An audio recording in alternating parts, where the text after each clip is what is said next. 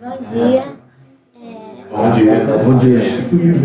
O meu artigo foi esse, que é a importância do planejamento das aulas para a organização do trabalho do professor e sua prática docente.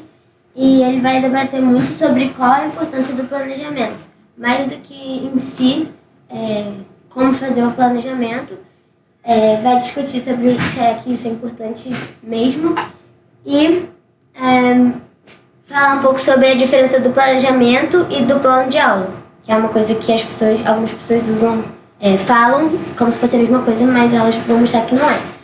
As autoras são essas três, a Patrícia Aparecida, Cristiane e Elaine. As duas primeiras elas são pedagogas e a última ela é professora no curso para os cursos de letras e pedagogia.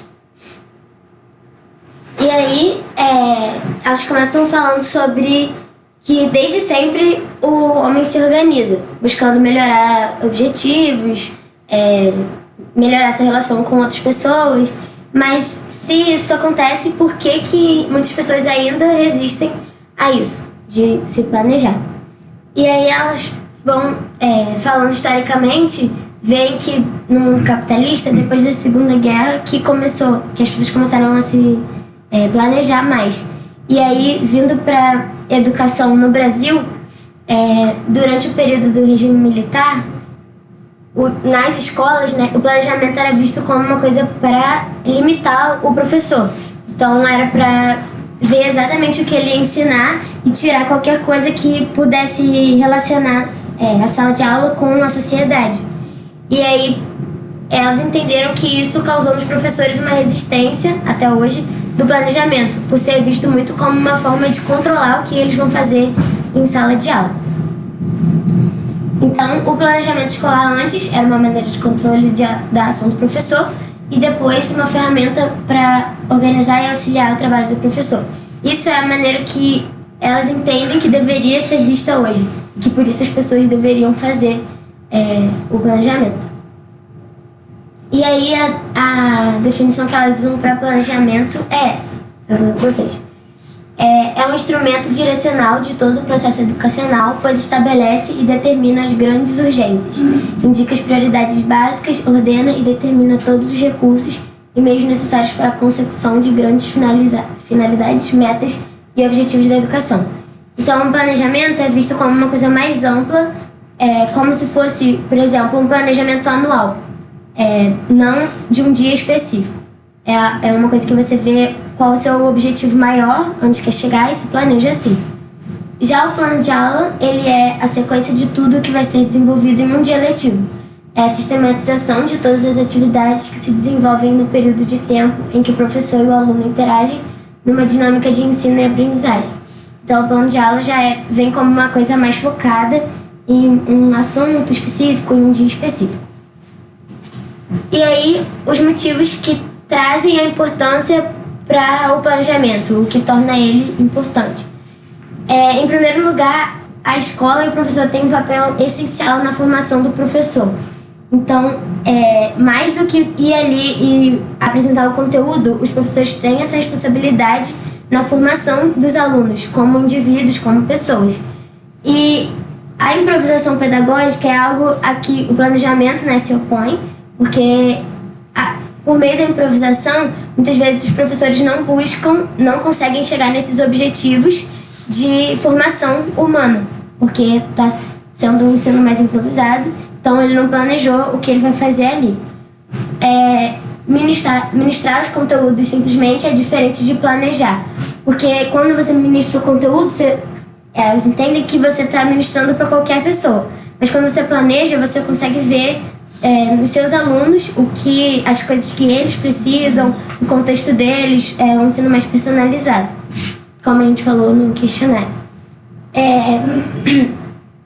Outra coisa são os materiais didáticos, porque tem muito ao que explorar neles, mas sem um planejamento, os professores passam a apenas administrar o livro didático, porque eles pegam um livro e organizam o que eles têm que dar pelo material que tem, mas o livro didático em si, mesmo sendo um livro muito bom, ele é visto de acordo com a perspectiva do autor do livro. Então ele não olhou para aquela turma e fez aquele livro, né? E aí, aproveitando o material didático, é possível fazer coisas mais que sejam mais eficientes para a sua turma. E ver esse lado político-social, que, como eu falei, a escola e o professor têm responsabilidade nisso, na formação das pessoas como seres humanos. E elas botaram essa citação, que não é delas, né, desse outro autor, e eu achei muito interessante para ver com vocês. O planejamento não será nem exclusivamente um ato político-filosófico, nem exclusivamente um ato técnico. Será sim um ato, ao mesmo tempo, político-social, científico e técnico. Político-social, na medida em que está comprometido com as finalidades sociais e políticas. Científicas, na medida em que não pode planejar sem o conhecimento da realidade. Técnico, na medida em que o planejamento exige uma definição de meios eficientes para se obter resultados. Eu achei legal essa citação porque ela mostra exatamente que não dá para você fazer um planejamento só pelo seu bom senso. Precisa também de conhecimento técnico, precisa do conhecimento científico, conhecer seu conteúdo, e precisa também do lado do bom senso e da parte político-social. Bom, e aí já o plano de aula, acho que ficou um pouco pequeno ali, mas o plano de aula ele já vem com o objetivo de ter de ir para alcançar os objetivos menores, né, daquele conteúdo. Então o plano de aula ele vai no sentido de buscar autonomia para o professor, de ajudar nas tomadas de decisões, na resolução de problemas e na capacidade de escolher os caminhos que ele vai tomar em sala de aula. E aí no plano de aula, o que é importante? O que está sendo ensinado, é importante mostrar para os alunos que é importante o que eles estão aprendendo, tanto para o dia a dia deles quanto para o futuro. Então, fazer essas conexões, né? E é importante que seja elaborado pelo professor, porque é quem conhece a sua turma. E aí ele fala para que você conheça o pensamento e o psicológico, né, seu e dos seus alunos, que tenha conhecimento do seu conteúdo e saiba qual metodologia usar com a turma, e conheça o contexto social dos alunos também. E aí ele sugere algumas etapas, que são essas 4. Acho que muita gente aqui colocou, quando a gente fez o plano de aula, sabendo isso daí. Os objetivos, que eles veem como algo que você está buscando chegar com seus alunos. Onde você quer que eles cheguem, então você coloca nos objetivos. Por meio disso, você vai organizar o conteúdo, que aí você precisa saber da sua disciplina e saber, dentro dos seus objetivos, qual conteúdo você quer abordar. A metodologia, saber quais recursos usar, saber como vai ser mais eficiente. E a avaliação, que eles falam sobre o feedback constante também, da importância da avaliação não ser prova e teste, que muitas vezes fica com um medo dos alunos e gera esse pânico todo, mas sim de usar a avaliação como uma coisa constante para você ver se cada objetivo que você tem, se você está conseguindo alcançar. E aí, as conclusões, lendo esse artigo que eu cheguei, foram que o planejamento e o plano de aula, eles são mais que uma burocracia. Então, eles não são simplesmente algo que você faz para a escola para mostrar lá e depois esquecer e não seguir. É uma coisa importante de ser feita para si mesmo, como professor. O planejamento ajuda norteando um caminho para atingir objetivos ou resolver alguma situação. E o plano de aula, ele é um aliado do professor, não um inimigo, porque esse é um título que elas colocam como, muitos professores veem como um inimigo, porque eles têm que fazer aquilo para mandar para a escola simplesmente, e que a experiência não é um sinônimo de aulas com sucesso. Muitos professores acabam caindo no comodismo de serem professores há muito tempo, e aí eles montam um caderno ou um material próprio, mas eles não estão sempre renovando e buscando pesquisar para que aquilo seja melhor sempre para os seus alunos, para novos alunos. Então, um bom professor também, mesmo sendo inexperiente e começando, ele buscando se planejar e se organizar, ele pode ter aulas com muito sucesso. E é isso. Muito bem.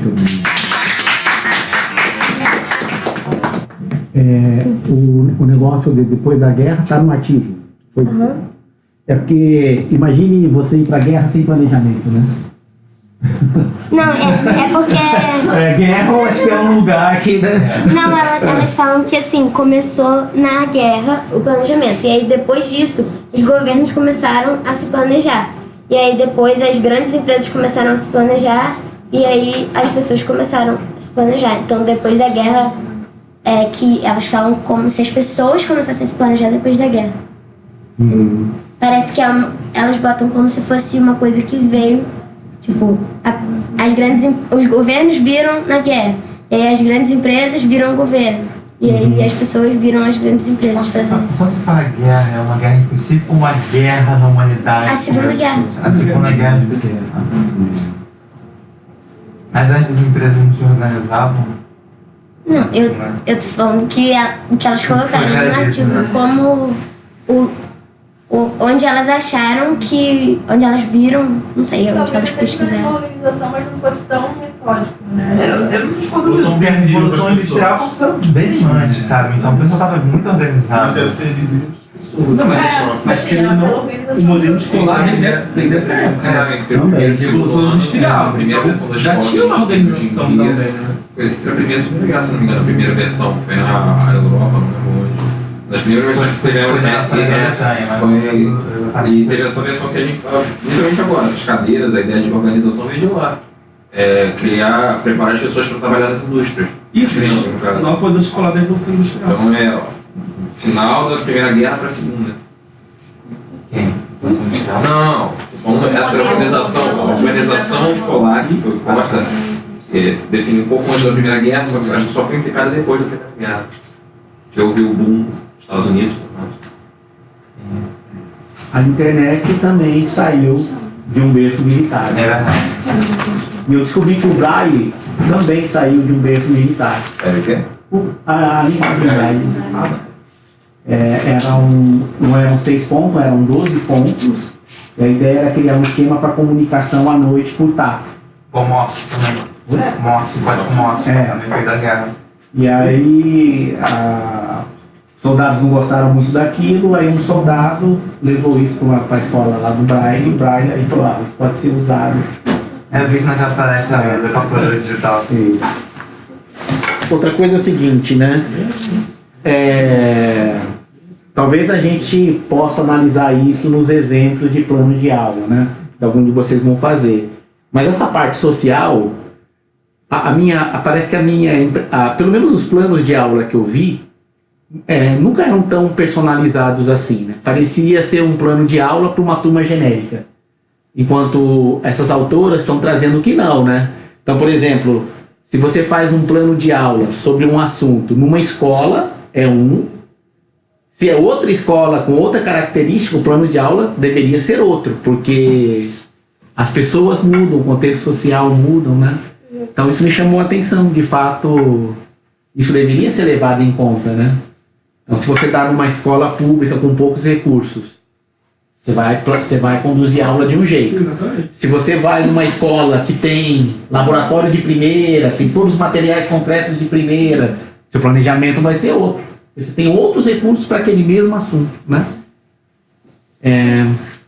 Fiquei até assustado quando ela começou a falar da questão da ditadura militar, porque exatamente o começo do meu texto, eu falei, a gente está lendo o mesmo texto, o professor não percebeu? Eu vi que não. Mas é exatamente isso que ela fala, que os professores tomaram um lance do planejamento, que ele era usado como instrumento de regulação do que o professor da história de aula.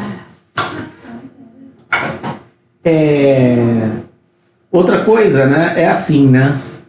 Será que vocês como alunos, né, vocês gostariam de ver, pega uma aula de cálculo, né?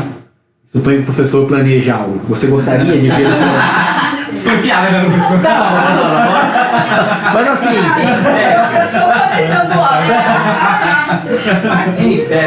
mas você gostaria de ver o plano de aula?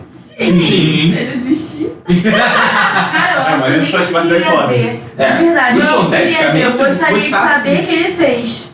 Hipoteticamente. Não precisaria nem ver, tipo, eu ir lá olhar o plano dele. Eu acho que eu queria gostaria de saber o que ele fez. Não, porque aí eu ficaria na dúvida se realmente fez. Eu ia querer ver pra ter certeza que Não, faria. mas tipo assim. Não ver o conteúdo. Mas, por exemplo, quando vocês começam uma aula, Ver que existe, exatamente. tá claro pra vocês quais são os objetivos da aula? Porque você chega e pode chegar e falar, cara, o objetivo era esse, mas eu não. Você faz uma autoavaliação, né? Não, eu não consegui aprender isso aqui, né? Então, se esse era o objetivo da aula, né? No geral, o objetivo é passar o conteúdo.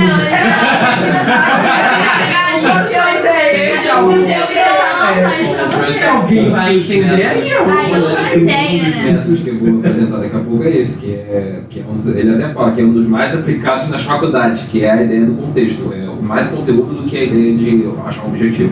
Existe um que apresenta a ideia do objetivo, só que ele não aparece. Eu tô dando spoiler mesmo. Mas ele não é tão usado. Ele menciona que até nas faculdades que foi criado esse livro, o método mais comum de dar aula lá é ERB. Eu não consigo falar, mas eu vou mostrar. Vou mostrar pra vocês. Eu vou mostrar pra Eu acho vocês. que o mais legal pro aluno ver é o planejamento. Pra ele saber tudo que vai acontecer ali. Eu prefiro, né? Mais Quando o legal professor aprender. dá um planejamento do período, assim. Do que ele vai dar em cada aula, essas coisas. O período é muita coisa. É muita coisa. Eu acho, até eu gosto, porque é o melhor que a gente consegue deles, na maioria, mas eu acho ruim. Porque a gente fica esperando chegar num objetivo, às vezes acontece alguma coisa durante o período, aí acaba não chegando. Então, Não, eu não tô falando do objetivo, tô falando, tipo, dele falar o que ele planejou. Porque, por exemplo, às vezes você tem mais dificuldade em uma matéria, você quer sentar pra dar uma olhadinha antes do professor dar aquela aula. Aí você não sabe o que ele vai dar na próxima aula, aí fica tudo perdido. Ou você falta, aí você precisa ver o que ele deu. Tem que Não tem dar o como. programa todinho. Ó. Aula 1 é tal assunto. Assim, Eu acho que tinha Te falar, a única que fez isso que eu vi que deu certo foi Laila. eu também. A única que conseguiu seguir tudinho ali.